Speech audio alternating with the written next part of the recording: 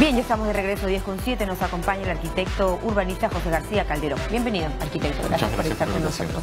La reciente información, ¿no? La información del presidente de que se autoriza al Ministerio de Transportes y Comunicaciones para que en coordinación con la concesionaria se amplíen carriles, se mejoren las vías y sobre todo ya no se use el serpentín de Pasamayo.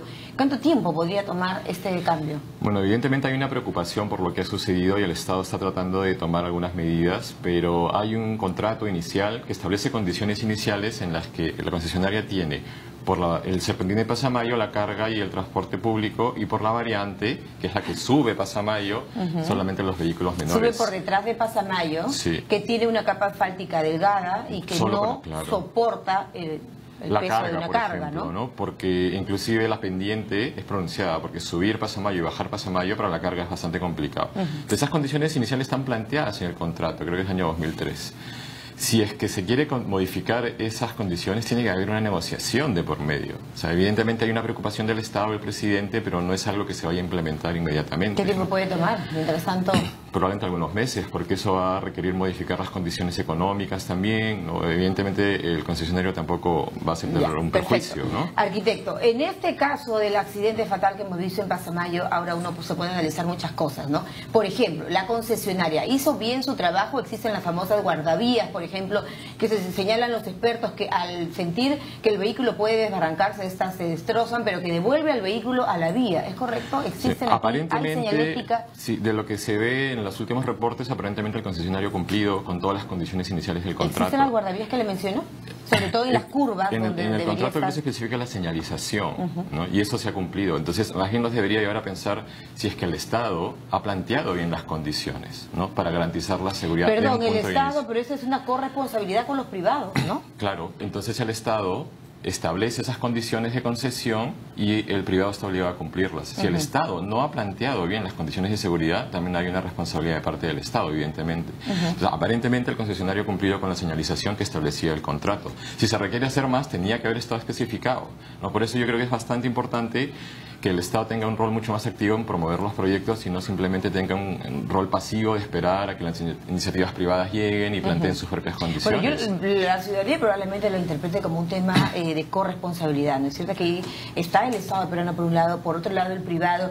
Se ha señalado que el tema de la señalética y el exceso de velocidad. Primero nos dijeron que no habría este problema de exceso de velocidad, aunque el ministro Yufre en la mañana ha señalado que se ha confirmado que hubo exceso de velocidad, dado que se indica en los letreros 45 kilómetros por hora como máximo y se iba a más de 60. Sí, es lo más probable, que se haya excedido el límite de velocidad. Pero en una curva más de 60 es... El gran problema es que este tipo de vía que está al borde de un acantilado no te da un margen para recuperarte del error. Simplemente te equivocaste y las consecuencias son fatales, ¿no? Entonces es un tipo de vía bastante riesgosa. Entonces tenemos que pensar no solamente en las medidas de mitigación a corto plazo, mejorar la fiscalización, de repente negociar con el concesionario para pasar el transporte público a la variante, pero no podemos dejar de también pensar en la solución definitiva de esto, que es la entrada de un tren. El tren de la costa. El tren de la costa, y eso ha sido una promesa del presidente desde su campaña. ¿Está avanzando este proyecto? Sé que está avanzando, pero bueno, ya pasó un poco más de año y medio de inicio del gobierno y ya debería por lo menos estar la convocatoria, ¿no? Para que se pueda encontrar una solución definitiva a este problema. Claro, ahora, volviendo al tema en sí de la vía, ¿no es cierto?, del Pasamayo, hay... es muy complicado pensar que en esta otra ruta, la variante, digamos, que se usa y que por lo general la usan los que van en vehículos particulares, ¿no es cierto? Los vehículos de carga de personas van siempre por el Pasamayo. Van por el serpentín. La carga habrá que hacer ajustes a la vía, ampliar los carriles, mejorar la capacidad de resistencia. Eso, ¿no? Ahora tendrá que modificarse las condiciones iniciales de ese contrato, ¿no? Entonces no se puede hacer automáticamente. Tiene que haber esa negociación y luego se podría pasar el transporte público modificando las características técnicas de la vía. La carga sí me parece muy difícil que pase por la variante, porque por la inercia que tiene la carga, imagínate un camión que lleva 20 toneladas, un contenedor de 20-30 toneladas, ¿no? Mientras un vehículo menor solamente son una tonelada y media, ¿no? El que ese vehículo de carga suba por la variante de Pasamayo es una complejidad tremenda. Que vaya a una velocidad igual que los vehículos menores tampoco es posible. Y que baje, la inercia que tiene la carga es fuerte, es imposible que termine descarrilando. En ese accidente, ¿no?, se pone en relieve otro tema, ¿no es cierto? El carril delgado, que efectivamente de sur a norte o viceversa es lo que una de las razones por la que se había provocado que empuje precisamente al bus. ¿Cómo ve usted esta parte? Sí, como la urbanista? concesión tiene dos vías, una es la variante y otra es el serpentín. La variante sí tiene un derecho vial, que es la franja por la que puede pasar la vía, como de 40 a 50 metros, ahí no hay ningún problema, se puede ampliar. Pero el serpentín, que es justo el que está ahí en el borde del acantilado, solamente tiene 9 metros de derecho vial, ¿no? 9 metros. No se puede sacar más, porque estamos realmente en una ladera pronunciada. Arenoso, además. O sea, esa vía ya prácticamente no se puede ensanchar más. Sería muy costoso, sería imposible ensancharla, ¿no? Entonces, por eso mencionábamos que las condiciones son extremas de ambas vías, tanto de la variante como del serpentín. Una es segura, la otra es bastante riesgosa. Pero la que es segura solo se ha priorizado para traslado de vehículos menores. Menores, así es, más no de carga, ni de pasajeros o carga pesada. No se ha contemplado eso, ¿no? Entonces se tiene que hacer modificaciones profundas, como mencionaba, al contrato, modificar para que se pueda modificar luego las características técnicas. Le pregunto, técnicas, la disposición que se acaba de conocer de ampliar carriles, ¿es posible? Sí, en el serpentín, en la variante sí se puede ampliar carriles, pero tiene un derecho de vía como de 50 metros, ahí no va a haber problema, ¿no? Lo que sí habrá que resolver son las pendientes, ¿no? Porque hay que subir... ¿Cómo las resuelves? Esa es parte de la naturaleza, ¿no? En la salida de Lima, que es una ciudad bastante grande, que tiene 50% del PIB nacional, que transporta carga, pasajeros, hay un tapón a la salida norte, que es justamente este macizo de Pasamayo. Eso no sucede en la zona sur, donde prácticamente todo está a nivel del mar, ¿no? Ahora, se habla mucho el día de hoy, arquitecto, de la tecnología que tendría que tener, si se habla de radares o de la velocidad, el tema de justamente lo que le hablaba, de estas mallas que soportan el impacto de cuando va a desbarrancarse. La neblina es otro factor que juega muy en contra en esta ruta. Sí, evidentemente habrá que tomar ahora en el corto plazo medidas de emergencia para mitigar el riesgo, mucha mayor fiscalización y medidas para controlar. Ahora se puede supervisar y monitorear la velocidad de los vehículos, el peso que llevan, ¿no? También el registro de los choferes. ¿Es posible tener estas alarmas de las que se hablan estos días, por ejemplo? ¿A quién avisa esta alarma? ¿Del exceso de velocidad?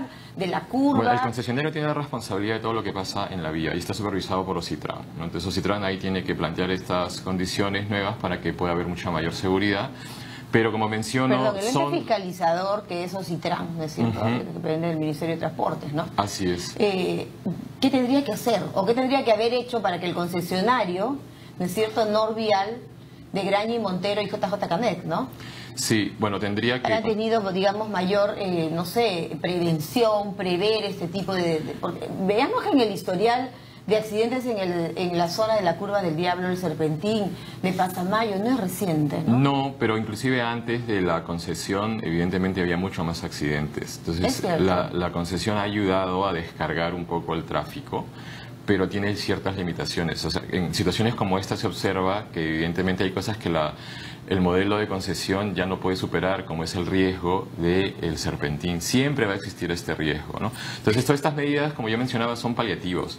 Pero sí quería recalcar que la solución definitiva y que no se puede dejar de hacer el esfuerzo es el tren. Tiene que entrar el tren de la... No puede ser que una ciudad que mueve casi 3 millones de contenedores al año, que mueve tal cantidad de carga, tal cantidad de pasajeros, no tenga un tren. ¿Cómo va a funcionar el tren de la costa en la cantidad de curvas, por ejemplo, ¿no? Es que, claro, el tren no iría por el serpentín, iría por la parte alta. Explíquenos esa parte. Sí, o sea, el tren, hay dos alternativas, que pase por el eje del serpentín o que pase por el eje de la variante. Y yo creo que lo último que está el MTC evaluando va a pasar por la variante. Va a tener que subir. Pero va a subir, pero va a tener ¿no?, que hacerse obras. Va a tener que hacerse obras para nivelar, ¿no? Para que el pase en trinchera y que pase, si es que es necesario, en algún túnel, porque el tren no puede pasar en pendientes pronunciadas. Pero ya tiene que definirse de una vez la solución técnica. El Plan Ferroviario Nacional, que se aprobó en agosto del 2016, contemplaba un trazado por el serpentín, pero entiendo que ahora se está contemplando que pase por el eje de la variante. Claro, exacto. Esa es una disposición que se ha dado recientemente y se ha ordenado que ya esto queda totalmente inhabilitado, tanto de norte a sur como de sur a norte, ¿no es cierto? Si no me equivoco, de enero a junio, esta medida. ¿Y después de junio qué va a pasar? Claro, entonces las situaciones de riesgo van a persistir siempre, ¿no? Por eso es que esperamos que ya pudiera la concesión lanzarse a concurso el tren el siguiente año, ojalá sea posible, que luego esos concursos demoran por lo menos un año, ¿no? Y luego que pueda entrar en ejecución, estamos hablando del bicentenario, pero si no se toman esas medidas, vamos a seguir pasando 5 años o 10 años teniendo que ser testigos de eventos como los que nos han afectado. Pero lo que preocupa de la variante, le decía antes, es el tema de la arena y los vientos, ¿no? También. Sí, esas son las condiciones naturales. Contra exacto, son condiciones naturales, pero hay alguna forma de que la ingeniería, la alta ingeniería, los concesionarios, la tecnología puedan ayudar. Sí, pero lo que se puede hacer es reducir el riesgo, no eliminarlo.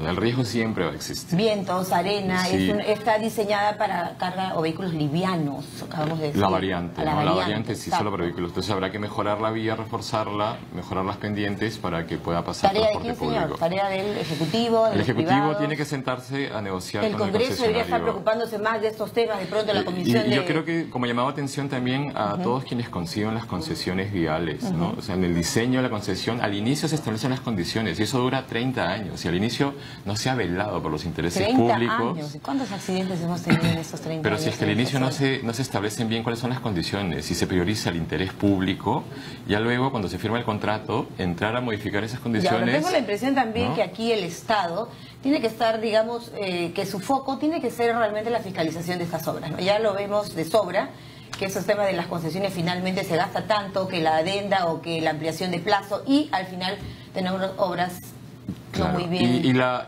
concepción, el diseño y concepción inicial del proyecto, ¿no? Que es importante que se prevalezca el interés público, ¿no? Que en este caso la mayor cantidad de personas viajan por transporte público, debería haberse visto la manera de que ellas pasaran por la parte más segura y no sigan pasando por la parte más riesgosa. El ministro ha señalado que hay letreros aquí, ¿no? Que hablan de 45, existe esa señalética de 45 kilómetros por hora máxima permitido. ¿Iba a más de 60 el conductor? Sí, había pasado el límite de 45. O sea, sí es una falla de exceso de velocidad. Hay una suma de errores, ¿no? Hay una suma de fallas. Porque el presidente de la Comisión de Transporte del Congreso, el señor Eloy, que me ve la pido en ese instante, señala que no, que el ministro miente. Aquí no estamos defendiendo a nadie, lo que queremos es la verdad. ¿Qué pasó realmente en este accidente? Sí, lo más probable, como se está dando a conocer información, es que sí se haya excedido el límite de velocidad, ¿no? Pero como mencionábamos, la situación de riesgo de la vía impide, delgado, ¿no? Claro, no te permite que puedas corregir el error. Prácticamente te equivocaste y ya las consecuencias son fatales. Las más famosas, discúlpeme que insiste, es un tema que parece novedoso para muchos que no sabemos de estas cosas, como las guardavías. ¿Funcionan en qué países? ¿En otros países? Acá se supone que se requiere de una tecnología avanzada para una instalación. Sí. ¿Debidamente la tenemos? Lo que pasa, no existe. ¿Algo así? O sea, existen en las vías urbanas, ¿no? Pero ¿en las curvas? En las curvas, sí. Pero, por ejemplo, para evitar que un camión de carga se vaya abajo, o sea, ya es difícil que una guardavía pueda hacerlo. Imagínate. Es difícil. La inercia casi imposible. La inercia que tiene un camión que carga 30 toneladas, ¿no? Que de pronto pierda el control y que esa guardavía pueda impedir que esa mole se desbarranque. Es bastante difícil. Ahora, ¿no? es peligroso cuando, por ejemplo, en el bus va gente parada, ¿no? Y sabemos que y es un tema de fiscalización, ¿no? Que los controles tienen que estar claramente establecidos, los límites permisibles máximos de pasajeros y que no pueden estar recogiendo en el camino, evidentemente, ¿no? Claro, porque la Sutran dice, yo fiscalizo a los paraderos. Pero y después hay que... Las empresas, digamos, claro. El transporte... Sí, yo creo que ahí la Sutran misma ha evidenciado que... falencias, ¿no? Falencias y se está tomando medidas para corregir eso, ¿no? Gracias por su explicación. Muchas Muy gracias amable. por la invitación. El arquitecto urbanista José García Calderón. En TV Noticias 7.3, amigos, sobre este tema que nos apena y que enluta a 51 familias de nuestro país. Una pausa.